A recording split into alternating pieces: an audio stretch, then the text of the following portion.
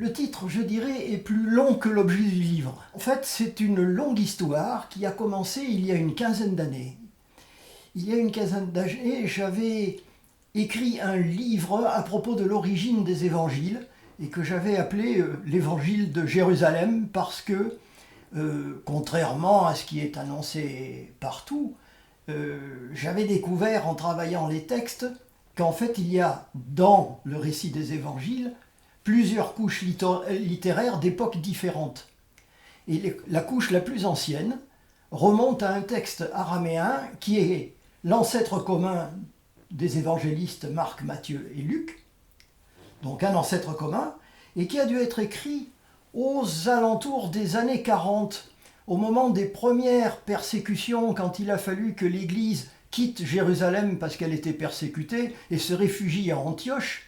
Et là, dans la ville d'Antioche, on parlait plus le grec que l'araméen, et ça a été la première traduction de l'Évangile. Les premiers 265 versets ont été traduits et mis en grec, très probablement par Matthieu l'évangéliste, puisqu'il était publicain, et donc on savait au moins qu'il savait lire, écrire et compter. En ayant fait ce premier travail, je m'étais déjà rendu compte que dans la partie plus tardive des évangiles, dans le texte qui a été écrit en grec directement, le mot coupe de l'Eucharistie apparaissait, alors qu'il était complètement absent des 265 versets d'origine.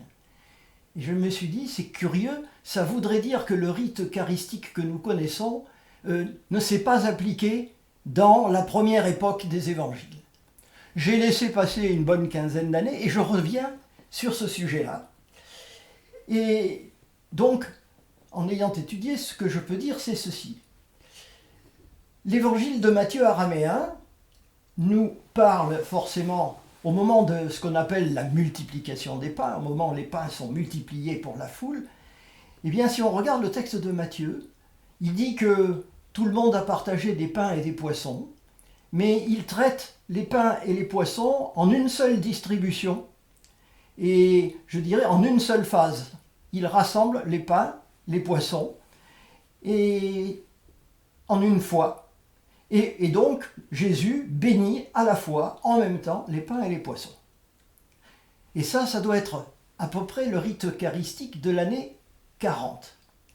Si on va après regarder ce que saint Marc a écrit à peu près entre les années 65 et 70, on s'aperçoit que l'ambiance du repas est la même, il y a toujours le pain et les poissons, mais il y a une double distribution. D'abord le pain, puis les poissons. Et il y a une double bénédiction, c'est-à-dire que le Christ bénit une première fois les pains, puis une deuxième fois les poissons, et c'est cela que nous avons dans notre rite eucharistique d'aujourd'hui avec le pain et le vin. Nous avons bien une double bénédiction. Comment est-on passé d'une bénédiction unique à une bénédiction double ? Eh bien, quand on reprend les écrits de l'Église, on voit qu'entre les deux, saint Paul nous a écrit la première lettre aux Corinthiens, et en particulier le chapitre 11, dans lequel il décrit, lui aussi, l'Eucharistie. On a pendant très longtemps considéré que son texte était un texte relique, de base, racontant des événements qui s'étaient passés très proches de la source de Jésus. En fait, il commente le rite grec des évangiles, c'est-à-dire la double bénédiction.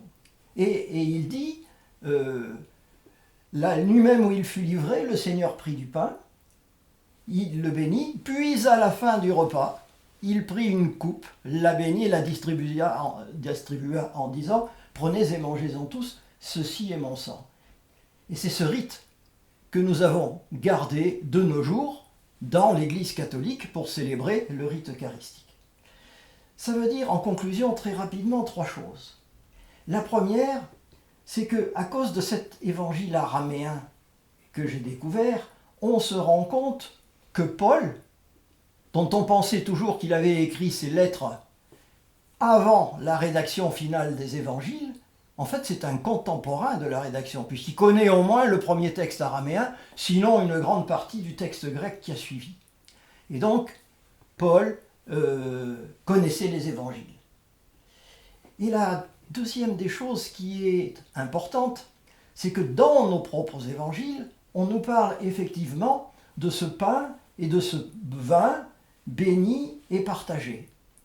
Et au fond, là, il faut se rendre compte que ce n'est pas ce qui s'est passé réellement entre Jésus et les disciples, mais c'est quelque chose que l'Église chrétienne a formalisé très vite parce qu'elle avait besoin que l'on célèbre l'Eucharistie dans toutes les communautés chrétiennes de la Grèce et de l'Asie de la même manière, qu'on ait les mêmes mots.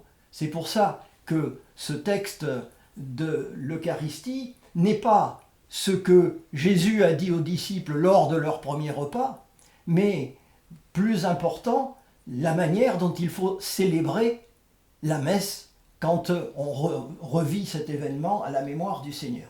D'ailleurs, Paul nous le dit, il ne nous a jamais dit « voici ce que Saint Pierre m'a raconté du premier repas ».